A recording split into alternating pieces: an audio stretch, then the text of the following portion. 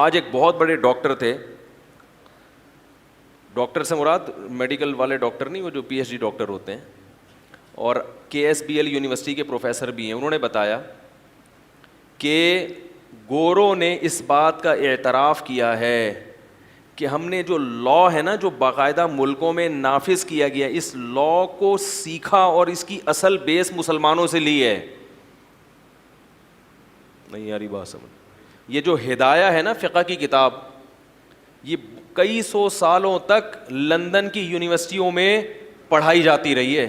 اس کا جو کتاب القضاء ہے, یعنی جو عدالت سے متعلق قوانین ہیں, کیونکہ جب اسلام دنیا میں آیا دنیا اندھیروں میں ڈوبی ہوئی تھی. وہ لا ان کے پتہ ہے کیا لا قوانین کیا ہوتے تھے؟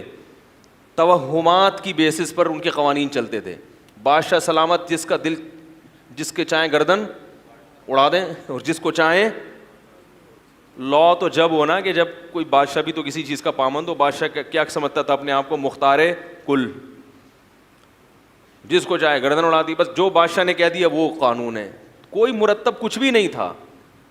اسلام دنیا میں آیا ہے, اسلام نے, نبی صلی اللہ علیہ وسلم نے کچھ اصول بیان کیے. ایک پہلا اصول نبی نے کیا بیان کیا عدالتی قوانین کا؟ البینۃ علی المدعی والیمین علی من انکر. بڑا زبردست ایک لا ہے جو پوری دنیا میں چل رہا ہے. دلیل اس کے ذمے ہوگی جو دعویٰ کرے گا. بھائی عدالت میں جب بھی کوئی جائے گا تو دلیل کس کے ذمے ہوگی؟ جو دعویٰ کرے گا. اور جو دعوے سے انکار کرے گا اس کے ذمے دلیل نہیں ہے, اس کے ذمے قسم ہے. یہ اصول فقہ میں پڑھایا جاتا ہے کیونکہ یہ نبی کی زبان سے نکلا ہوا قانون ہے نا, تو تمام فقہا نے اس کو اصول فقہ میں ایک بیسک لا کے طور پہ لیا ہے. اس کے بڑے فائدے ہیں. جنہوں نے یہ لا نہیں پڑھا نا وہ پھینکتے رہتے ہیں, وہ قضائے عمری کا انکار کر دیتے ہیں. وہ کہتے ہیں قضائے عمری پر کوئی حدیث بتاؤ. اللہ کے بندو, دلیل اس کے ذمے ہوتی ہے تو کیا کرتا ہے؟ دعویٰ کرتا ہے.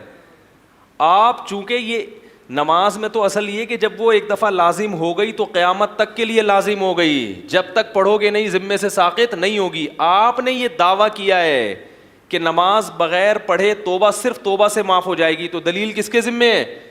آپ کے ذمے ہے. تو آپ بتاؤ قرآن و سنت میں کوئی ایک ایسی دلیل کہ جس نے 20 سال نمازیں چھوڑی ہوں تو وہ بغیر پڑھے کیا ہو جائیں گی؟ معاف ہو جائیں گی. دین اللہ احق ان یقضی, حدیث میں آتا ہے اللہ کا قرضہ اس بات کے زیادہ لائق ہے کہ اس کو ادا کیا جائے. جیسے انسانوں کا قرضہ محض توبہ سے معاف نہیں ہوتا, پیسے دینے پڑتے ہیں. وسیم بھائی سے آپ نے 1 کروڑ روپے لیے, ٹائم تھا 1 مہینے بعد, 1 مہینے بعد دیتے تو ادا کہلاتا کہ بھائی ٹائم پہ ادا کر دیا. آپ نے ڈیلے کر دیا. وسیم بھائی تپے ہوئے ہیں غصے میں, یار 1 مہینے کا ٹائم دیا تھا اور اب تک اس نے دیے نہیں. 1 سال ہو گیا, 2 سال ہو گئے, 10 سال ہو گئے, دینا تو پڑے گا نا آپ کو. 10 سال کے بعد وسیم بھائی کہیں آپ کو ٹکرائے, ان کی آنکھیں لال پیلی غصے سے, آپ نے سوری کیا. اس نے کہا چل اس سوری کی وجہ سے میں نے تجھے معاف کر دیا, اللہ اب دے دے. آپ نے دوں گا تو اب بھی نہیں. توبہ سے یہ تو ہو جائے گا, سوری سے کہ آپ جو 10 سال لیٹ کر رہے ہو وہ لیٹ پہ کوئی الگ سے جرمانہ نہیں لگا. کیا خیال ہے؟ الگ سے جرمانہ بھی نہیں لے رہا, وہ معاف بھی کر دیا اس نے یہ جرم.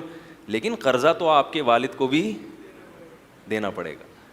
تو اللہ کا قرضہ بھی بہرحال, نماز ایک قرض ہے آپ کے ذمے. جب آپ اسلام لے آئے تو وہ قرض ہو گئی, واجب ہو گئی. اب 20 سال کے بعد قضاء عمری اگر پڑھ رہے ہو تو جرم کر رہے ہو, جو وقت پر پڑھنے کی چیز تھی ٹال دی, تو اس جرم کی سزا تو توبہ سے معاف ہو جائے گی, مگر وہ قرضہ ذمے سے ساقط نہیں ہوگا. قرضہ رہنا اصل ہے, ساقط ہونے کا جو دعویٰ کرے وہ مدعی ہے, اس کے ذمے ہے کہ وہ قرآن و حدیث سے کوئی دلیل پیش کرے. تو چونکہ میں بتا رہا ہوں آج کل علم میں گہرائی نہیں ہے, گہرائی نہیں ہے, سرسری چیزیں چند ادھر سے پڑھ لی ادھر سے پڑھ لی اور مفتی بنے پھرتے ہیں, مجتہد بنے پھرتے ہیں. اسی وجہ سے چاروں ائمہ کے نزدیک قضاء عمری واجب ہے, کیونکہ وہ اصول فقہ جانتے تھے وہ. اور ایک اور اصول ہمیں نبی نے بتایا جو فقہا نے رسول اللہ صلی اللہ علیہ وسلم کے کلام سے اخذ کیا ہے, الیقین لا یزول بالشک. یہ پوری دنیا کے میں یہ قانون اسی طرح چل رہا ہے. یقینی چیز شک سے زائل, بولو بھائی, نہیں ہوگی. اب میں اس کو مثال سے سمجھاؤں. دیکھو میں نے اصل کیا ہے, مدعی وہ ہوتا ہے جو اصل کے خلاف. زیادہ خشکی تو نہیں ہوگی آپ کہیں کیا پروفیسر بن کے بیٹھ گئے ہم لوگ. چند مثالیں دے رہا ہوں تاکہ آپ کو سمجھ میں آئے کہ اسلام کے جو قوانین تھے وہی گوروں نے لیے ہیں. گوروں نے اس بات کا خود اعتراف کیا ہے کہ ہم کیا تھے, ہمیں تو کچھ بھی نہیں پتا تھا, پوری قوانین ہمارے لیے ہیں. پھر ان میں چینجنگ کی ہے انہوں نے, لیکن جو ان کو اسٹرکچر ملا ہے وہ کہاں سے ملا ہے؟ مسلمان. کیونکہ اس سے پہلے کوئی نظیر ہی نہیں تھی اس کی نا, ریٹن لکھے ہوئے قوانین اس طرح سے مرتب تھے ہی نہیں دنیا میں. ریٹن فارم میں اتنے مرتب اور مہذب قوانین دنیا میں کسی کے پاس تھے ہی نہیں. تو وہ کیا, وہ تو اس لیے یہاں سے لیے ہیں. پھر اس میں چینجنگ ہوتے ہوتے اب بہت تبدیلیاں کر لی ہیں, بالکل ہی ایک الگ رخ پہ چل پڑے. تو تہذیب دنیا کو سکھائی کس نے ہے؟ اسلام نے. ایک گورے نے تو یہاں تک لکھا ہے, میں نے خود پڑھا ہے, کہ اگر اسلام دنیا میں نہ آتا دنیا گندگی کا ڈھیر ہوتی. دنیا کیا ہوتی؟ غلاظت اور گندگی کا ڈھیر. کیونکہ سب سے پہلے صفائی کا جو انٹروڈکشن ہے وہ کس نے کرایا؟ صفائی کے لفظ سے متعارف کس نے کروایا؟ اسلام نے. جب یہ متعارف ہو گیا پھر ایک چیز, ایک ٹریک پہ چل پڑتے ہیں تو کسی کی سپیڈ تیز ہوتی ہے, کسی کی سلو ہوتی ہے. ٹریک پہ چلانے والا کون ہے؟ اسلام ہے. تو البقاء ما کان علی ما کان ایک اصول فقہ کا, کہ جو چیز جیسے تھی ویسے ہی سمجھی جائے گی جب تک کہ اس کے خلاف کوئی مضبوط دلیل قائم نہ. تبھی کہتے ہیں نا عدالت میں شک کا فائدہ کون اٹھاتا ہے؟ ارے کوئی وکیل بیٹھا ہے, شک کا فائدہ ہمیشہ مجرم کو ہوگا. بھائی جس کے خلاف کیس ہے نا, اگر عدالت کے سامنے یہ شک ہو جائے کہ پتہ نہیں اس نے جرم کیا بھی ہے یا نہیں کیا, معمولی سا بھی شک پیدا ہو گیا, تو فائدہ کس کو جائے گا؟ شک کا, مجرم کو. سزا کیا ہو جائے گی؟ معطل. کیونکہ جرم کے ثبوت کے لیے یقین چاہیے. ذرا سا بھی شبہ ہوا تو کیا ہو گیا؟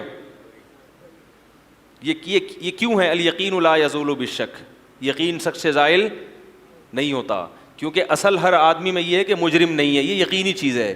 جرم کے لیے یقین ہونا ضروری ہے. زنا کے لیے اسلام نے 4 گواہ رکھے ہیں. کیوں؟ اصل ہر شخص میں یہ ہے کہ وہ زنا نہیں کرتا. تو جب تک اتنا پکا ڈھکا ثبوت نہیں ہوگا اسلام اس کو قبول نہیں کرے گا. 2 گواہ رکھے. دوسرے جرائم کی نہیں, جرم کی نوعیت زیادہ تھی تو اس کے لیے قانون بھی کیا بنا دیا؟ سخت بنا دیا. تو یہ پورا قضا کا جو باب ہے, پورے جو ہماری عدالتی قوانین ہیں, یہ جو دنیا میں رائج ہیں, بیسک اس کی سب نے مسلمانوں سے لی ہیں.